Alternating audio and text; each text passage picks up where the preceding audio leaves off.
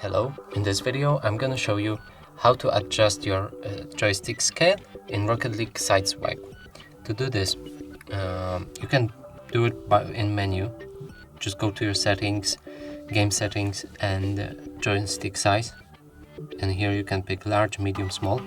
But just to show you the difference in sizes, I'm gonna go into training, free play, and start match.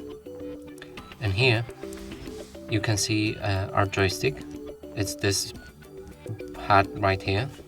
Then go to settings, show options, and from here we can choose which size we want, and I'm gonna show you all examples. So small one is a lot smaller, as you can see.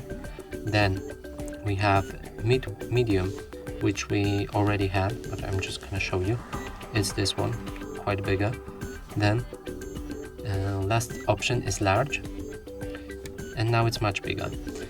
And that's it for this video. Hope you like it. Please consider subscribing to our channel, leave a like and a comment below.